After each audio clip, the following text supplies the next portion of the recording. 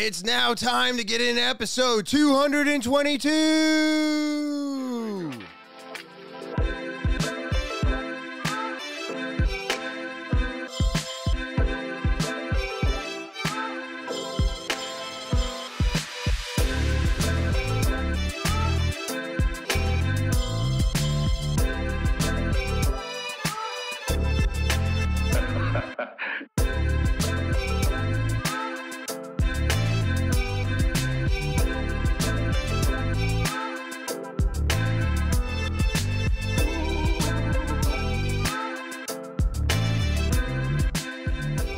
What is happening, TwT fans? It is so good to be back on this July 4th, 2024. And as always, I'm so happy to see all of you coming back for more. Before we get into anything today, let me start off the same way I always do by saying thank you. Thank you to all of my subscribers. You're what keeps me coming back here week after week. Of course, if you're new, popping by, or you got sent the Linktree link, remember to hit that subscribe button, all right? It's the most important thing you can do for the podcast. This is free for you. It's not free to do, so go ahead and hit that subscribe button.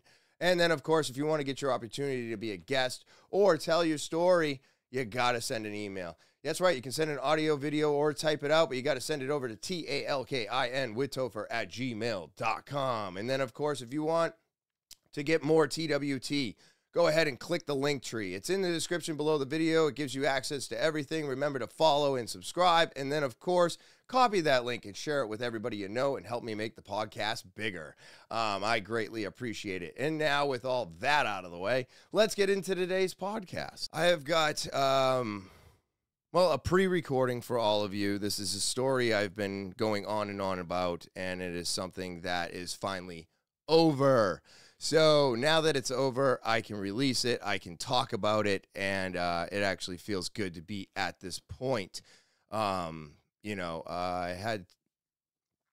It's been a rough 3 months, and I'm sure after you hear the story, make sure after the story you keep following along, because I am going to elaborate on a lot of the stuff that happened after the recording with my guest today, Tyler Crain.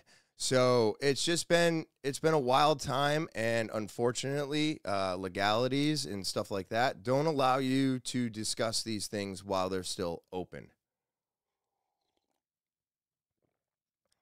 But this is just, another hurdle in life. It's something that I was not proud of, obviously. I always want to portray the best of me on here, but unfortunately, life happens. We make mistakes, and we have to learn from them, and we have to better ourselves after we make a mistake. If you make a mistake over and over again, and you keep doing that, and you're not doing anything to better it, I don't think that's a good way to do things in life. It's also, I believe, the definition of being insane is doing the same thing over and over and over again and expecting a different result, which is pretty much the way I lived for 30 some odd years. And, having such a support group and having the people around me that are necessary for when I feel like I'm falling.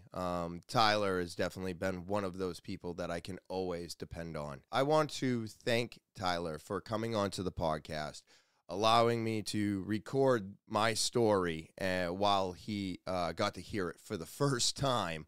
It was the only way I could tell him the story. I had to sit down and record it because it only comes out the proper way once.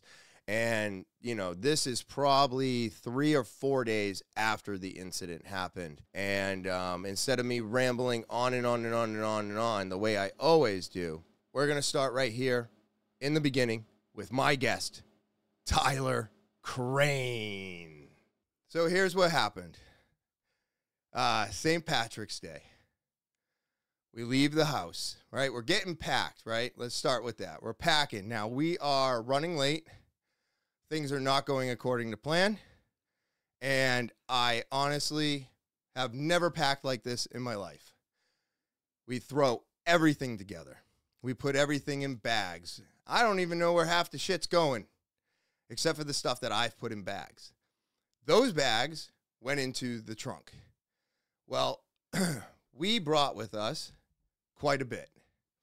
So, to narrate prior, or to preface with, we had 26.5 grams of marijuana, a dirty pipe, a scale, and just about 10 grams of mushrooms. Okay. So my wife, she likes to make jokes. She's funny. I want to make sure you're in the shot. You're good. So she got a bag from her mom, and it is something about shenanigans on it, and it's got pot leaves all over it. I didn't think twice about this. I didn't even think about it. She puts all those things together in this bag. And I'm just like, okay, let's go. So we get in the car. That bag is in the front seat. I'm like, all right, I didn't think about it. Look, I told you, I'm just packing, running late, getting the car, and getting the fuck out of here to make it by 3. We wanted to be there for 3. We weren't going to be there till 4. Maybe 5-ish, I think. Trying to get my timeline correct. So now we're in the car. We're driving. We're on 93. We're going all the way up to 23, right? We got to get off at 23. Believe it's New Hampton. So what do? Same thing we always do. Smoke a joint. So now we're smoking a joint on the highway. We're having a grand old time. We're chit-chatting it up. We're both fucking excited to go on our anniversary weekend. Get off 23. We are approximately an hour and 9 minutes into our ride. We are approximately 35 to 40 minutes separated from the joint.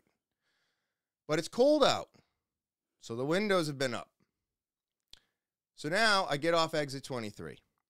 I come up to the stop line. A truck passes me. You can see I'm shaking. So, I can see. Yeah. So a truck flies by me, and nobody else is coming. So I step on the gas, and I speed up to that truck's speed. Not thinking, just chit-chatting, driving. Well, a cop is now coming down this way. All of a sudden, I look up in the rear view, like I always do, because I want to make sure the cop is going away.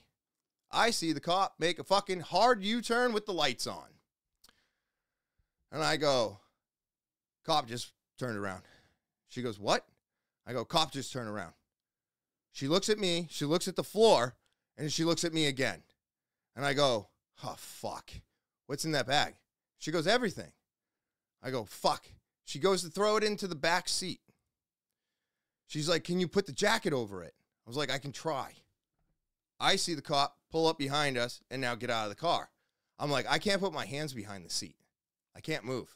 Can't do anything. So she comes up to the passenger window, asks Nicole to roll it down. And she's like, you have your license and registration? I go, yep. She goes, you guys have pot in the car? We're like, yep.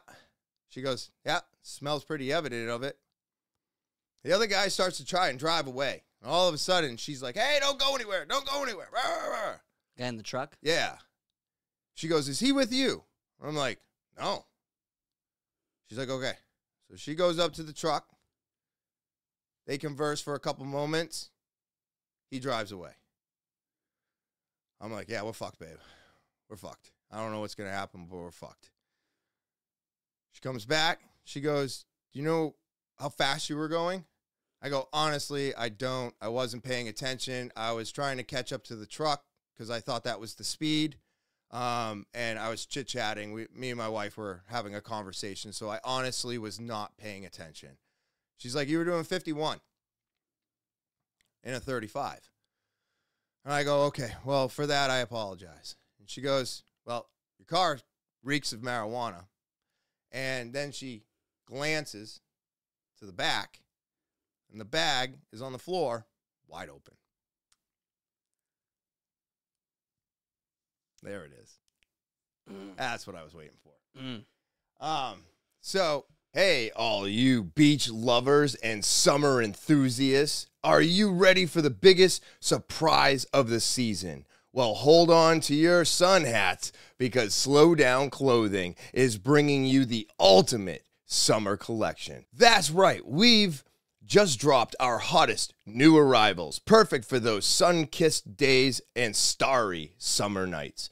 Whether you're hitting the beach or lounging at the pool, we've got you covered with the coolest swimwear that'll make waves and towels that are softer than a summer breeze. But wait, there's more. Just in time for the 4th of July, we are unveiling all the new arrivals for this year. Our collection screams freedom and fun. Think bold, think bright, think the best 4th of July gear you'll ever own. And here's the cherry on top. With the exclusive promo code TOPHER, you get a whopping 10% off your entire purchase. Yes, you heard that right. Sizzle this summer with style and savings that makes you the star of every beach party and barbecue. So head over to slowdownclothing.bigcartel.com right now and dive into our exciting new lineup.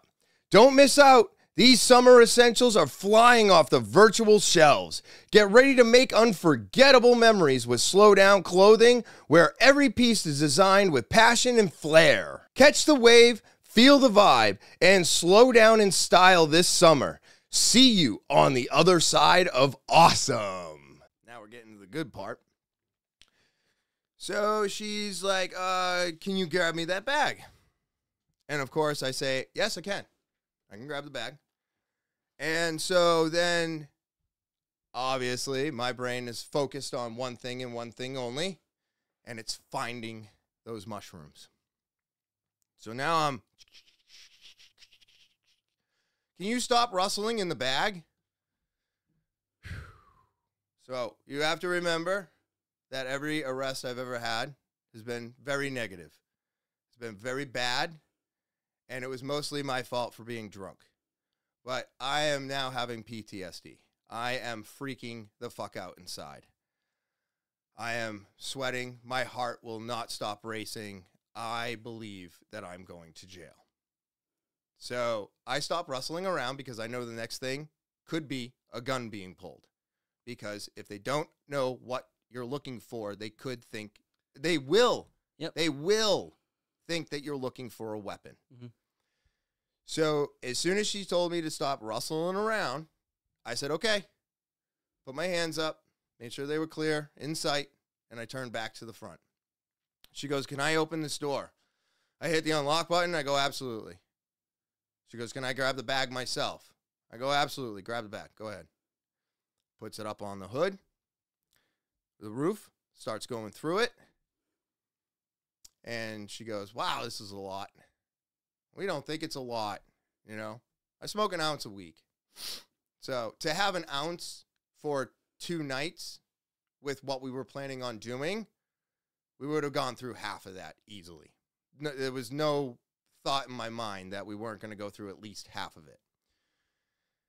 So she's pulling that out, and then I see through the moonroof that she has now pulled out a bag of mushrooms. So I'm freaking out. My wife is freaking out. We're holding hands. We're trying to get through this. She goes, you know what I just found in this bag? And I go, yes. She says, yes, we know what you found in the bag. She goes, okay. So I just found mushrooms in this bag. I'll be right back. And I'm like, oh my God. So she leaves the bag on top. She goes to the cruiser. She comes back, and now she's asking me to exit the vehicle. I'm like, okay. So she sits me down, Actually, she brings me over to the cruiser, pats me down, brings out a form. It's me giving her permission to search my car. Obviously, she's already got everything that I thought was in the car, in that bag. So I was like, she's like, are you going to find anything else? And now remember, this is my anniversary weekend. So I was like, yes, you're going to find some sex toys and a dirty pipe. Right? Because I need something to smoke the dabs out of. So this is hard for me. This is hard. It's still fresh. It's still very fresh, obviously. And so I signed the form. She sits me down on the side of the road. We're in front of the liquor store on the side of the road in New Hampton. And she's talking to me. We're chit-chatting. I'm not doing well. I'm completely shutting down. I'm just apologizing over and over and over again like I always do. She's like, you don't need to apologize. You know, I'm sure you're sorry you got pulled over. You know what I mean? Like, you know what I mean? And I was wrong for speeding. And I was very wrong for not packing the car myself.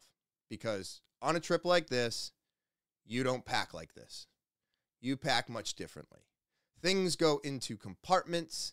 They get sealed. They go away. You need to be very cautious of what you're traveling with. I'm very aware of that. I'm very mad at myself for dropping this ball. And I'm mad at myself for fucking speeding. So, anyway, still beating myself up here. And so, because of all that, she's now talking to me. She's waiting for a cruiser to show up. She had to call somebody in because there's two of us.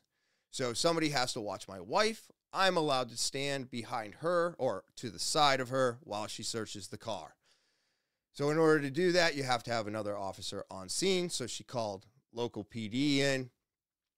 He was the type of cop I was expecting, not this bubbly lady that we had. And she was extremely nice. She was extremely professional. She dotted all her I's and crossed all of her T's. She was to the book. That so much that, like, I had respect for it. Like, it was fucking to the T. So, but she was really nice about everything. And then the cop shows up, and then she tells me, okay, I'm going to start searching your car. You can stand on this side. Nicole, you sit here, and the officer is just going to observe you and just stay right there. So now she's picking up the same bag that she already went through, that we thought she was done with. And she searches it again.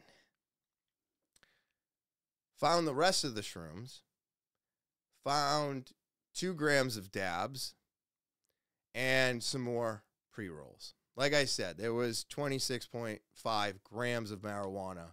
19 in pre-rolls.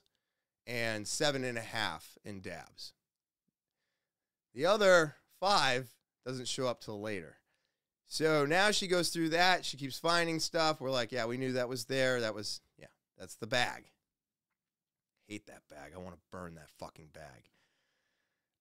And so she goes to the back seat. And then she starts going through, and she's going through a few things. And I guess my wife's jacket, she had her VIP in that. So that had a cartridge on it. So she grabs that. And then she opens up another bag and finds my food scale.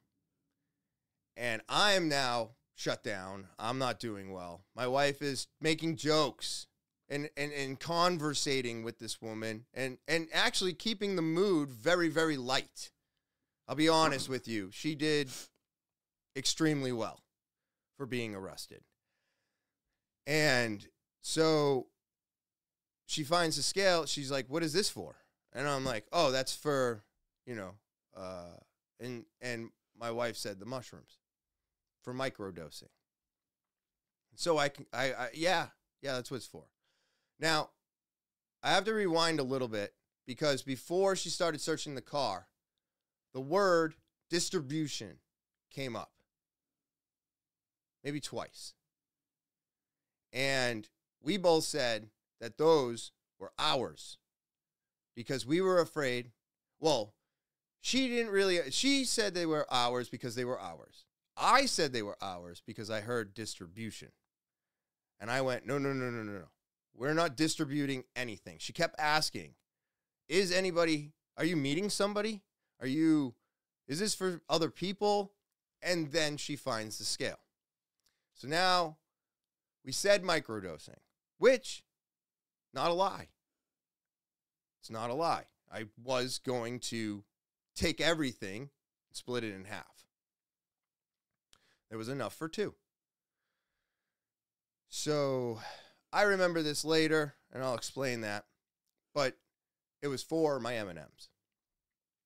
So I forgot about that, but I just agreed, and then we moved on. So now she puts the scale back in the bag and zips it up. Does not take the scale. I go, okay, good. She did ask about distribution again. So it came up at least 4 or 5 different times. That being said, all we kept saying is that they're ours. We are not selling to anybody because we weren't. So now we move to the trunk. She finds water, toys, food, clothing, and then she's going through my wife's clothing bag. And she had stuffed the 5 grams in her tampon container. So the cop opened it up and, of course, went digging through it because it's a woman, right? So she's not unfamiliar with women hiding shit, right? So she pulls out the other jar, and then she goes into my work bag, and I'm like, just be careful of my laptop, please. It's about the only thing I care about, and my pipe. And she pulls up the pipe, and she goes, oh, is this a hookah? And I go, absolutely, yes, that's a hookah. She goes, okay. She put that back in the bag. I was like, oh, Jesus Christ, thank you. Then she opened up the side pouch, pulled out my mouse, pulled out my earbuds, and I forgot I had a 0.5 gram of dabs in that. I mean, this was so poorly done that there's no excuse for it. There's really not. My age, what I've lived through, and what I've done, and what I know, this was an absolute F for preparation, period. So, now, they've gone through the car. We're done. The other officer's just hanging out. She's like, I'm not giving you a speeding ticket. I'm not charging you with the marijuana. The only reason I'm taking the marijuana from you, I want everybody to know this, is because you do not have a medical card. So if either one of us had a medical card, we would still have our pot today. They would have never taken it from us.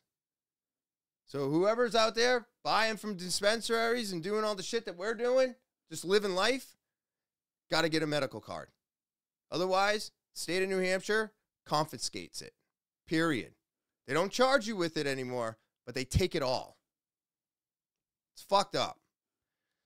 So I didn't know that. Now I do. That's a bummer.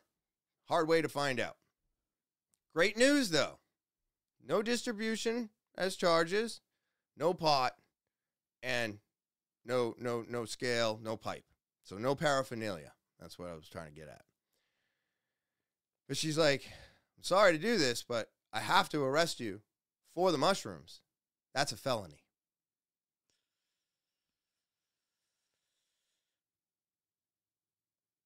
And that's the punchline. Yeah. So she puts Nicole in cuffs, puts her in the back of the cruiser. I go, am I getting in your car? Because I know how this works. You don't get to go together. It's not how it works. You get separated because they usually want to find out what the story is. She cuffed me. I started breaking down because I thought I was going to jail.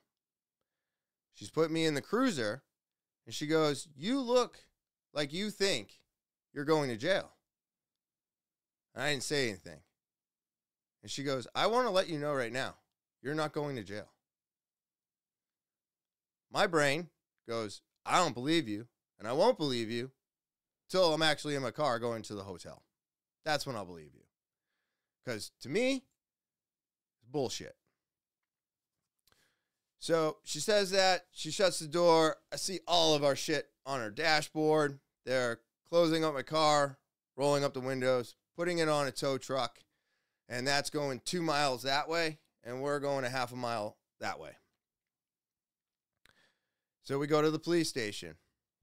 Now, mind you, the entire time, my wife is not shutting up. She is just talking and talking and talking and talking. And the officer is engaging and talking back. And they're laughing and having a good time while I'm completely shut down and freaking the fuck out inside. They're both trying to get me to laugh. I'm like, No. huh? No.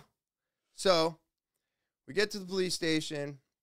She has me stand over here, da-da-da-da-da. We get put in. We get cuffed to the bench. She's now got her body cam here, so that's facing us, and we're also being recorded throughout the station. And she said that, I just got to get some paperwork processed. Once I get the paperwork processed, we're going to then get the bail commissioner on the phone, and then you're going to pay your own bail, and you're going to go home. What? So she does the paperwork, chit-chatting the whole time, dude. Whole time. I'm like, what the fuck is going on? They ask if we're gang affiliated after they ask all of our tattoos. My wife goes, "Yeah, Walmart." She loved it. It was a fucking hit. Yeah. It was a hit. I'm like, what the fuck, man? What is happening? What is happening? So, all these good things are happening, right? I'm starting to kind of feel a little bit better because now the paperwork's being done and she's actually doing what she said she was going to do. So she fingerprints my wife, takes my wife's picture. She sits down. I get up. I get my fingerprints taken. And then we started talking about jujitsu or something. And Nicole's like, "Why don't you tell her your theory?" And I go, "What? That every officer should be a purple belt or above?" And she goes, "I completely agree with you. I think you should be able to use, why can't I use my body as a weapon if needed?" Because she's been doing it for years. She didn't tell me her rank, and I didn't tell her mine. But then I sat down. Oh, actually, I went to the bathroom and I sat down. And it's weird because the flusher's on the outside. So every time you go pee, they want to see if you dropped anything into the toilet, so they don't allow you to flush it, and she has to look. And I'm like, okay, go ahead, look. Everything in my pockets is right there on the counter. At this point, I don't know what the fuck I have. So she's like, "Okay, so you're fine." I sit down. She starts doing a few things. And I go, "Not sure, but I think you forgot to take my picture. Because I know that if she doesn't take my picture, I got to go back. They have to have that picture." So she goes, "You know what? You're absolutely right. And thank you." Like I said, this is crazy. I get up, I take my PMA off, and I just got my Talking with Topher, and I smiled for the picture. First time ever. Yeah. Smiled for my fucking arrest picture. And then I sit back down, and now she's like, "I just got to finish up this little bit of paperwork. And as soon as I finish up this paperwork and come back, I'm going to get the bail commissioner on the phone." Okay. So she leaves the room. She's, "Don't do anything. You're on camera still. And it's all voice recorded. So don't say or do anything." We're like, okay. So she walks out, and I look right at the camera, bro. And I go, "On this week's Talking with Topher." No, you don't. Yes, no, I did. You don't. Yes, I did, dude. Oh Right my into that God. fucking dash cam, bro. Oh, that got me laughing. Yeah. I was starting to feel a little bit better because Yeah, now more comfortable. the cuffs are off now, Mhm. right? She didn't lock us back up to the bench after taking the picture.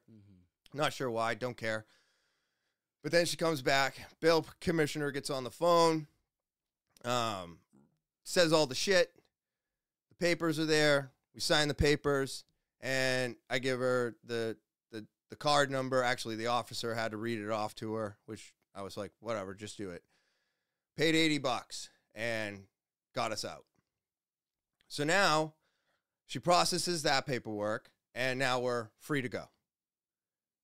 Everywhere I've ever been arrested, every police station I've ever been arrested to or gone to and been processed in, they make you find your own fucking way home.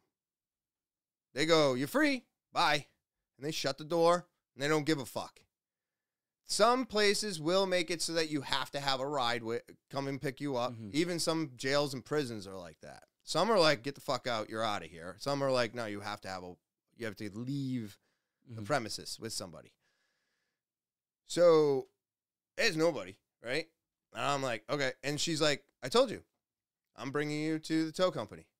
So we get back into the cruiser as people on bond, free, on bail.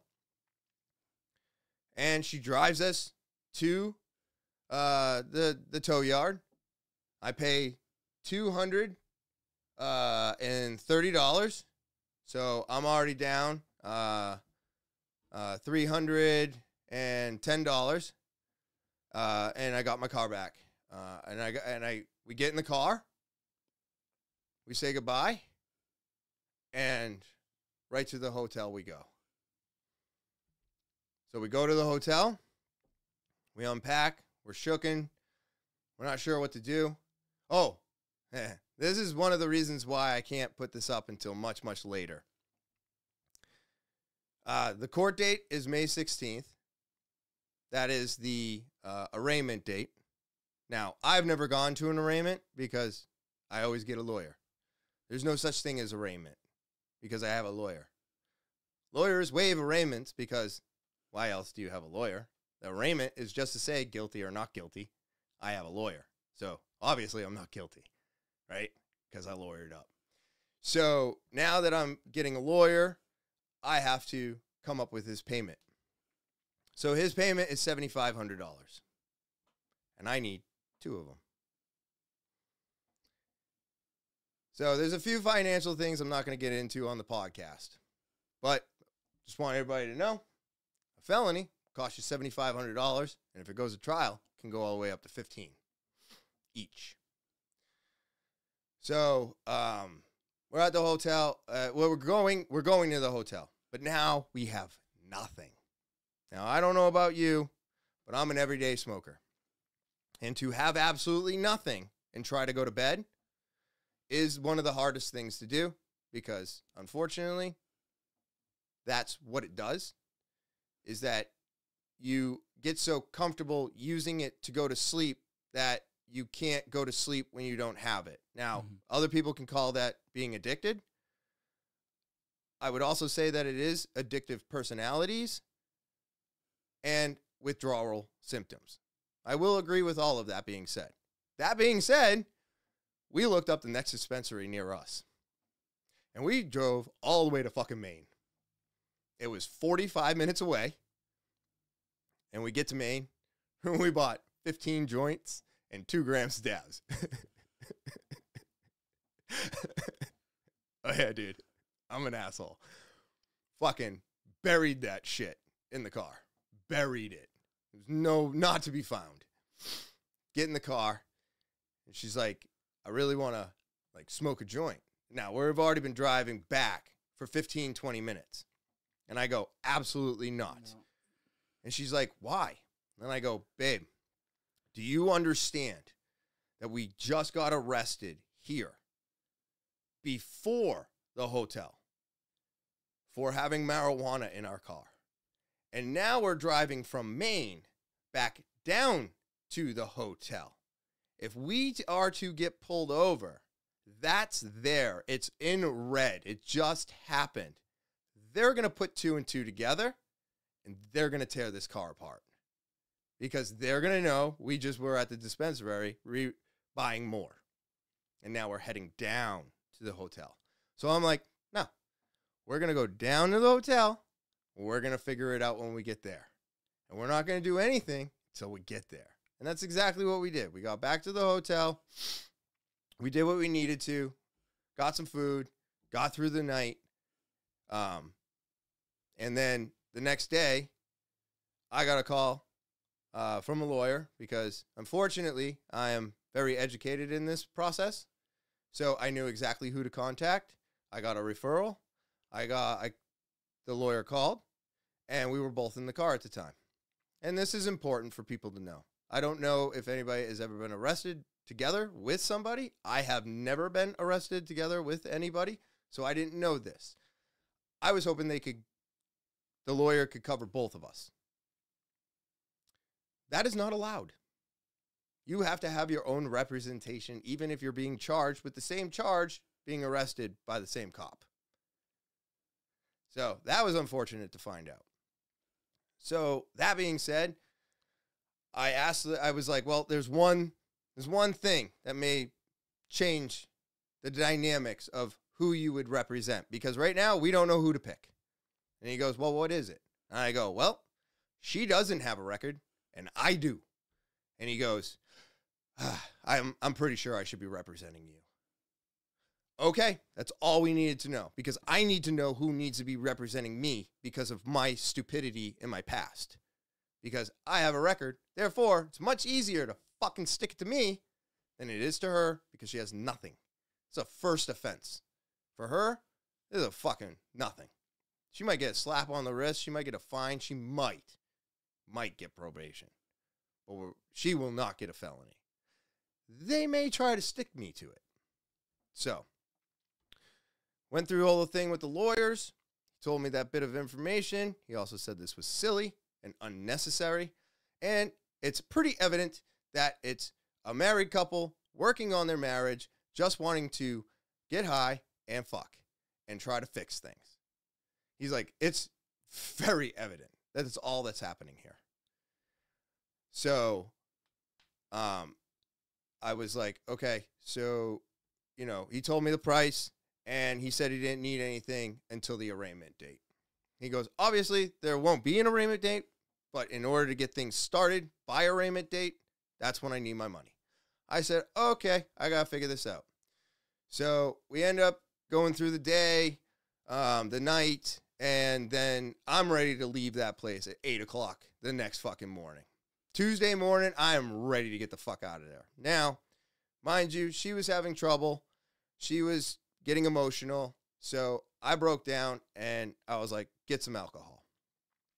So she got some. She started to loosen up, started feeling better. I was like, great. Just breaking down. And I was like, okay. So she's feeling. My dumb ass went and got some pizza. And I was like, wow, she went through all of that alcohol. I'll get her some more. So she was not ready to leave in the morning. She got too drunk. So I let her sleep for 3 hours. So we didn't get out of there until about 10:30. Yeah, about that. So I just got caught up on my podcast, whatever. All I'm thinking about is going the fuck home, because now I'm trying to get her a lawyer, because I need another referral. I need to know what office to go to. I'm looking lawyers up that would represent in the area, because it's Laconia. And so now the person that got me the referral is now getting me another referral. They didn't hear of the place that I brought up to their attention, but they said that this one is good. I said, cool, that's the one she calls. Sent that information to her. She gave it a call. They were supposed to call back in the afternoon. So I'm like, okay, maybe hopefully we can actually be past this and into the process of just worrying about finding money, right? Because I'm pretty good at finding it when I need it. I don't know about this amount, because this is difficult for most of us out there today. But at the end of the day, I'll figure it out. So we get home. Been watching the dogs, been taking care of the place. I just found out is doing more work next door, because he popped out and he's like, what's up, dude? Welcome home. Gave him the whole spiel. He was like, what the fuck? That is not what I expected. I'm like, yeah, I know. Nobody's expecting this. Um, and it was kind of funny just to kind of, add a few things in and digress a little bit. But I called my dad first thing. Nicole called first thing. I don't know if I should be using her name, so I might bleep it out in the future. But after everything, I called my dad Wednesday. I called my dad Wednesday to tell him everything. And he's like, I just have to ask, why the fuck did you call me? And I was like, what? He's like, you're a 44-year-old man. Why am I your first call? And I go, I think it's because you've always been there. You've always been the people I've had to call when this happened. So it's not me choosing to do this. It's like my default. I automatically just call my parents. And he's like, well, your mother thinks you need to grow up. And I was like, fucking A. I had that coming. I had it coming, right? Mom always wants you to grow up. Yeah. No. I am grown. I was just stupid. So I thought that was funny. But then the lawyer didn't call. And I'm gonna say her name just because you know her name, but I'm probably gonna end up bleeping it throughout this entire episode. So I was watching the house, right? So now it's like 1:30. We're unpacking. I'm getting everything situated, putting life back together. And she goes, oh, and just to let you guys know, I'm really sorry for everything that happened, but just in case you still wanted to, I brought mine with me. Me and the wife looked at each other and I went, I've got nothing to do tonight. I was like, literally, once I unpack the bags and sit down, I'm done. It's Tuesday. I should be working. Should be working and going to jiu-jitsu. I was planning on going to jiu-jitsu Tuesday night. I had plenty of time to pull it off. Mentally, I was not capable. I was not fucking capable of doing it.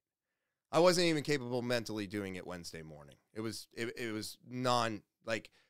I talked myself into going last night. I almost didn't go last night either. That's where but at the same time, I was like, I need to be around everybody because every time I get around people, I feel better. I start to feel normal, right? Because nobody knows until you know. So even though I know, and I think everybody knows, nobody knows. So I needed that last night, and it was really awesome to be there. So she was supposed to get a call that afternoon. I was like, okay, I'm unpacking the bags, and we're waiting for a lawyer to call. So can we just wait until that's taken care of? I was like, if they don't call by 3, they're not calling. So I'm unpacking. I'm doing all this stuff. I got to get the trash to the road. It's Tuesday. They're chatting it up.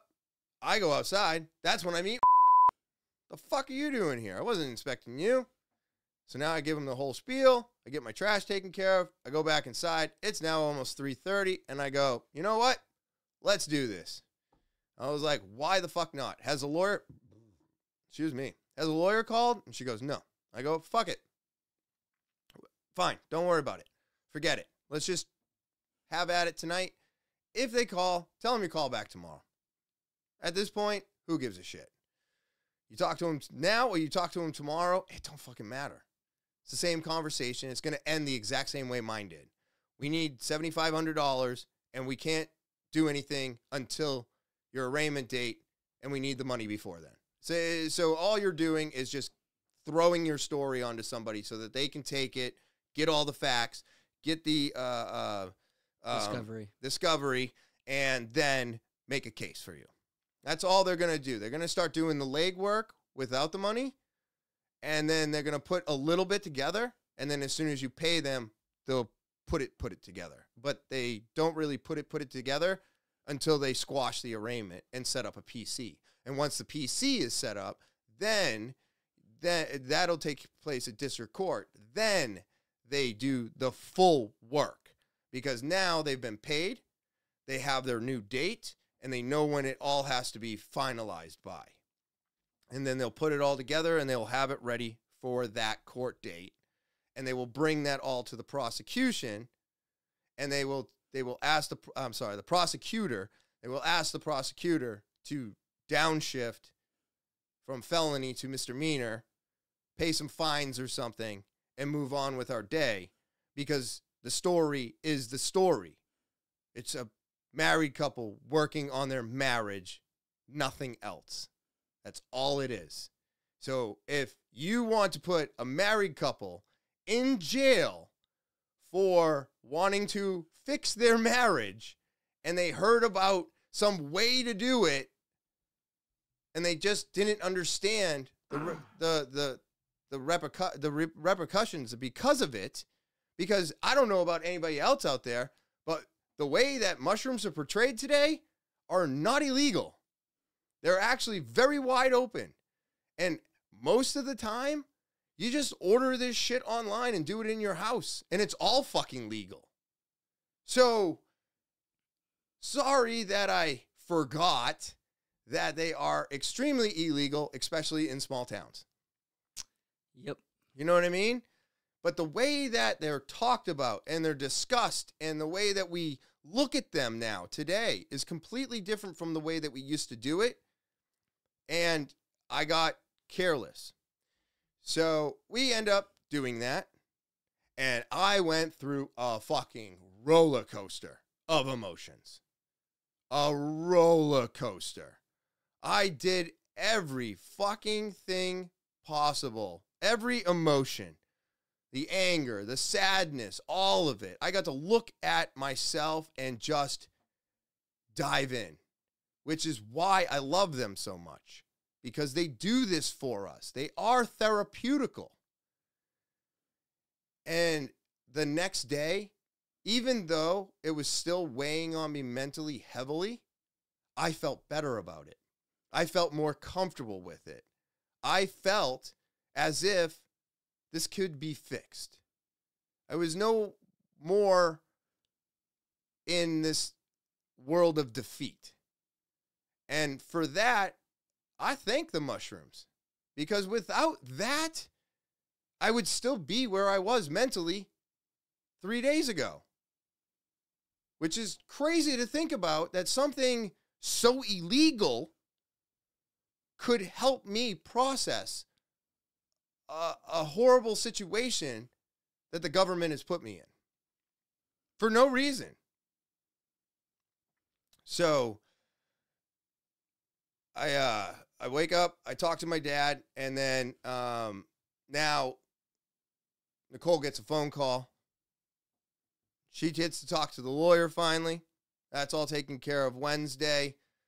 Her and hang out, do their thing, and then I go back to work on Thursday, and then went to jiu-jitsu Thursday night, and all I'm trying to do is make everything as normal as possible at this point. And that's my story. Ooh. Yeah. Holy shit. Yeah. Yeah. That's a tough pill to swallow. Right? I know. So, I don't know. Did you have any additional questions, or did I explain everything? No, you explained everything good. I mean,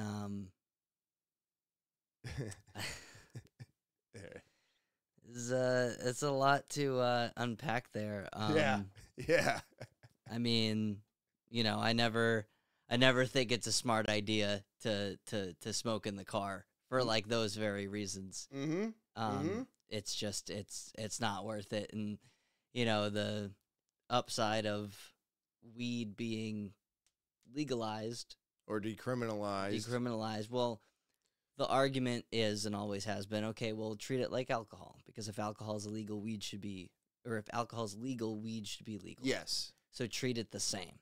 And because of that, it's like, well, then an OUI is an OUI. Right. And if they smell and then see, oh, it's it's setting up. She you did know? ask if we smoked too, and we were like, yeah, like 3 hours ago. Yeah. And we were like, the car stinks because of that. Yeah. But And, that's the thing is like flowers just it's especially today's stuff, especially the stuff from the dispensaries. I mean, they're so well, the main dispensary is garbage. Yeah. By the way, because Okay. they focus I on wouldn't they focus on medical up there, yeah. at least in this area. So their recreational is like 16, and their dabs are like 60, which I'm used to 32 to 40 sometimes, and 81 to 96. So, boo, is all I had to say. Yeah. I was like, it was just, well, I mean, the whole experience was overall pretty big downer. But yeah. I do agree with you, because smoking in the car is silly, especially when carrying that amount of weight. But again, I was just being stupid. Yeah. I was being stupid. I was excited. I haven't done anything like this in almost a decade. Yeah. And I just dropped the ball on shit, you know? But I'm not against the criticism either, because I agree, you know? Just like I agree I shouldn't have been speeding, and I should have packed the car better, and I shouldn't have been smoking in it. You know, all these things, you know, we should have taken a bunch of edibles and just fucking gone on a ride. And then when we got there, we could have done our shit. We should have been smarter about this. But, you know, if there's anything that I hope people take away from this, is the simple fact that here in New Hampshire, go and find a way to get a medical card. That way, when you do get pulled over from going to a dispensary in Massachusetts or Maine, coming back into the state, you at least get to keep your product. Because with a medical card, they won't take it away from you. They won't charge you with it, and they won't take it away, which is a good thing to know. Because I'm sorry, I treated it like it was almost legal here, because it's so easy, and it's legal in Massachusetts, and it's so easy to just go into the store and buy it. So I don't think that I need any other identification or paperwork for that, because I went into a store and I purchased it. So I treat it like alcohol or groceries, and I just throw it in my car. And I don't think anything of it. It's I just went to the store, I bought it, I put it in my car, I drive home. It's open container. It's well, you could have, if the tube is open and you got a half smoked joint, that's an OUI. Yeah. And then on top of that, you won't get open container, but I mean, that's alcohol. But well, they'll treat it unless it's like, so for example, like if you have an edible bag, right? Yeah. And you know how they have that initial pull? Yes. If that's like pulled off and there's pieces missing, like say you get like a thing of gummies. Right. And there's 3 gummies missing. And the bag, like the seal has been broken, they treat it as an open container of alcohol. Okay. All right. So they treat it like an open container of alcohol and then automatically charge you with an OUI. Yep.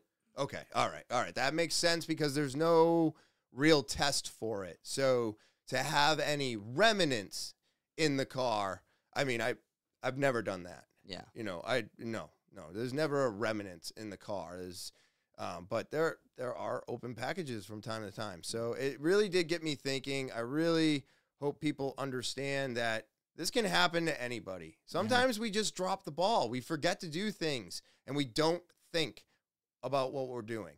And it just happens that mine happened to be this. And now I'm looking at... Yeah, man. I mean, it you know, I don't know. It definitely makes me, you know, like question like mushrooms, like not the experience of them, not what they are, but it's like, because I do agree with you, right, that like they shouldn't necessarily be legal. And we can have that discussion and we can have that debate. But the reality of the world we live in is that's what can happen.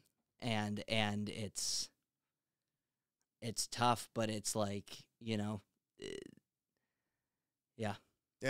I don't know what else to say. It's just like it's definitely got me thinking about, you know, some stuff. But, you know, I think how's your you know, because who knows when this is going to go out. But, like, at this point, like, what's your confidence with the lawyer? Like, do you think that, like, yeah, you got Trust me, you got a good one? My resources are very good. This is something I always have in my back pocket, bro. Yeah. Always. I've always had this. It's just I haven't had to use it since 2007. So, in 2007, I got court appointed, and I got a felony dropped down to a misdemeanor for firing my gun off. Yeah. That was court appointed. Yeah. She did an amazing job, even after I broke bail and got arrested again. So, all I have to say is that we're going to be going up against felony number 2. Yeah. And my confidence is pretty high because my story is very strong. And the lawyer told me to keep all the receipts. Yeah. So I have all the receipts. I have all the documentation from going to the hotel and still doing it. And we made a donation to the Girls and Boys Club. Yeah. Up there. Kept that receipt. I was like, if we're going to do this, we're just going to do everything. Try and get some brownie points. Yeah. Do anything that we can that's going to show that we were here to just work on our marriage and go home. We weren't doing anything malicious, and we weren't trying to sell to anybody. Yeah. But we'll never know exactly what is going to be brought up in court until we get our hands on the discovery, which is the next piece of the puzzle that I'm waiting for. Because once we have the discovery, we now know what they are actually going to say and what they're actually going to do. Because he said, even though nothing on the there's nothing there except for the charge of a Schedule 1 to 4 narcotic. That's all it says. There's no weight, and me and my wife got charged exactly the same. Now, I don't know how this works, but I know you can't charge us with the same amount of weight.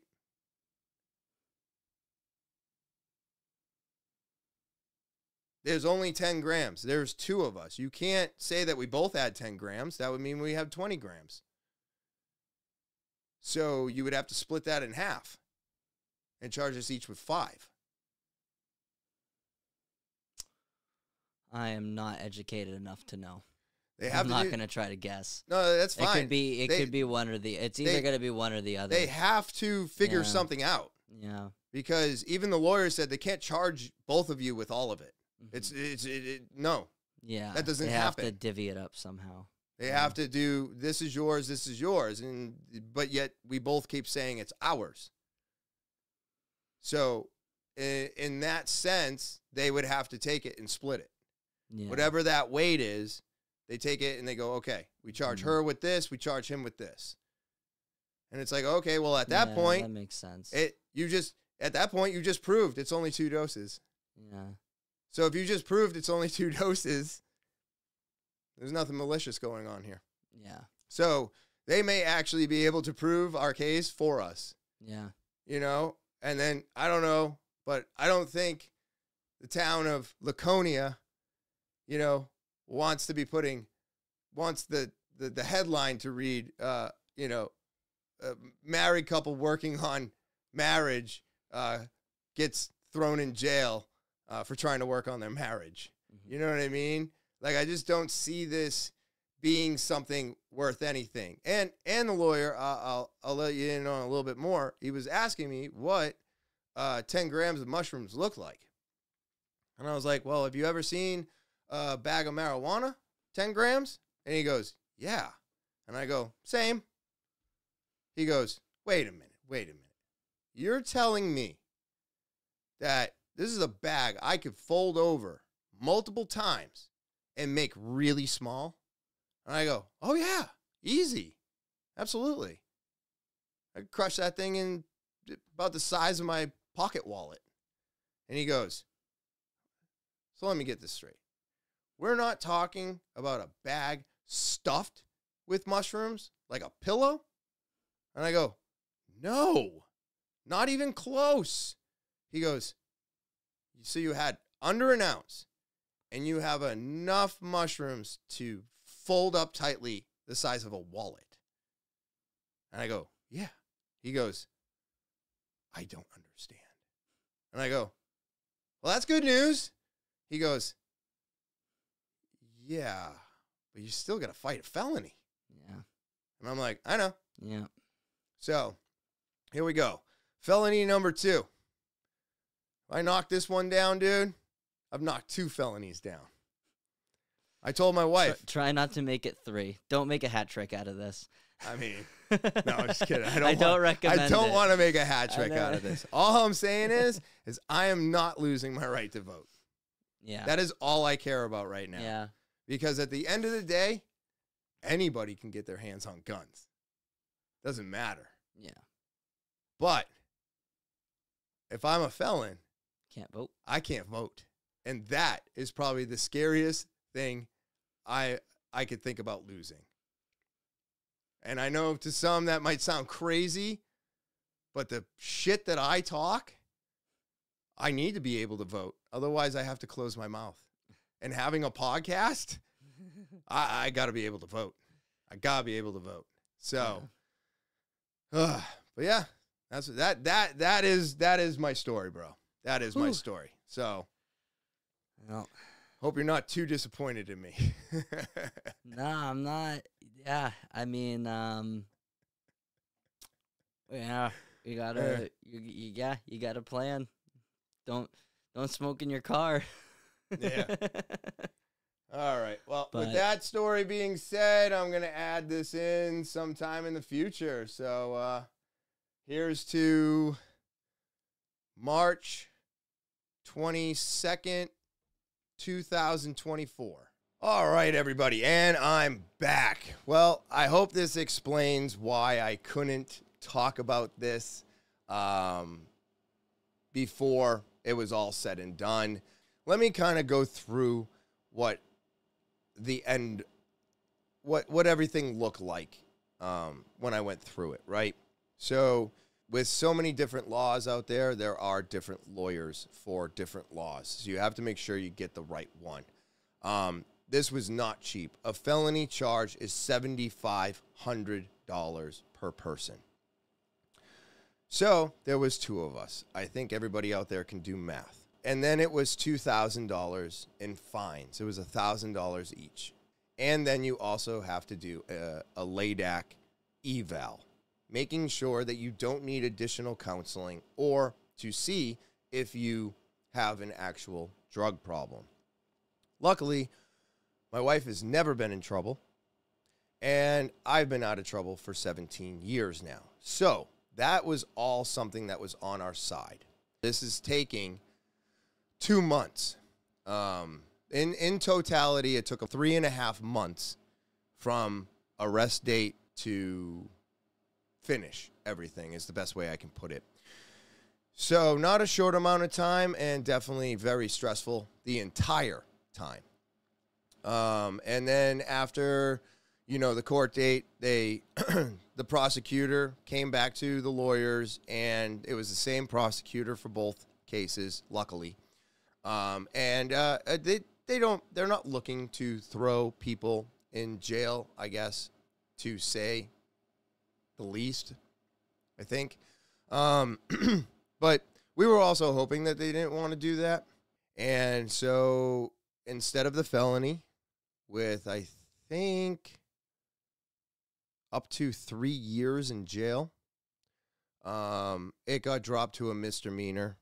And it was, as long as we are good citizens for 1 year, the 6-month sentence hanging over our head will go away. And then we had to do the LADAC evaluation, which we both passed, which I was very happy about. I didn't think I was going to fail. If I thought I was going to fail, everything I've been talking about on this podcast would be false information. And because I've been working on myself for 7.5 years, and I've stayed away from alcohol, and I've bettered my life, and I've really worked on my shit. Because of all of that, it was very easy for her to say that I don't have a problem and that I didn't need any additional counseling. So that made me really happy, because that's a professional listening to me for over an hour and saying the same things that I've been saying to everybody out there. The more we work on it, the better we get. The better we get, the better we feel. the more we have to keep working on it. And that is very true. She said that was true. And she liked a lot of what I said. So this is probably the third person, counselor, therapist, that has told me that, I'm moving in the right direction and the things that I'm working on and the things that I'm doing are working. And it was really nice to hear that, because when we're in it, it's like jujitsu. It's like my job. Anything that you're doing, you don't know how good you're doing until someone lets you know. And sometimes it's so good to hear that you are doing the right things. It actually boosts the morale in that person and either causes them to work more or work on their sobriety more or stay out of trouble longer when they hear that they're doing a good job. And I think that goes a long way. So my overall take from all of this, if there was a lesson for me to learn from all of this, is that even though the internet makes everything seem like it's becoming more and more legal today, there is a lot of stuff out there that is still not looked at as legal in any means. And I was a little bit unaware of that. It's not like it's hard to get your hands on psilocybin mushrooms today. You can literally go, you don't even have to go to the dark web anymore. There have been so many places that have legalized these things that now they just sell them to you over the internet, which makes you feel like they are legal, and they are not. And I think this is wrong. This is why I keep saying they need to legalize drugs across the board. Nobody needs to go to jail for just trying to work on their marriage or figure out their life problems. And psilocybin mushrooms are non-addictive. They are not an addictive substance. They are not a party substance. And I think our government is just stuck on this old thing where all drugs are bad. And I don't know if that's our fault per se, but look at everybody that's in charge today. They're from those times. They still believe those things to be true. They don't care what we think or what we say, because they only believe what they believe. And if we don't put a cap on getting these people out of office before they get too old and bring their old beliefs into the new world, we are going to continuously keep dealing with this. But it's over and it's done. And we'll pick up our pieces. We'll move on. And that's the end of the story, everybody. Thank you, everybody. All right. Thank you. Thank you so much for always supporting the podcast and, subscribing and doing all the things that everybody does. This was really tough for me, but I feel much better now because my story's out there and I finally got to tell it. And I just want to really, really make sure that I thank everybody out there for always supporting me in this podcast. It means everything to me. I'm so close to getting monetized. Let's keep it going. And you know how you can do that? By subscribing, everybody. Subscribe and watch the episodes. Give thumbs up and always leave comments and thumbs up for the guests. That's what keeps them coming back, onto this podcast. I want to give, again, another shout out to Tyler Crain for coming on and listening to my story for the very first time and allowing me to record it for everybody out there. That means so much to me. It's not always easy putting yourself on the camera. And then, of course, don't forget about the email. That's how you can become a guest or tell your story, or maybe there's just a story out there that needs to be heard. talkinwithtopher@gmail.com. Send an audio, video, or type it out. And then, of course, the link tree is in the description below the video. Make sure you click it.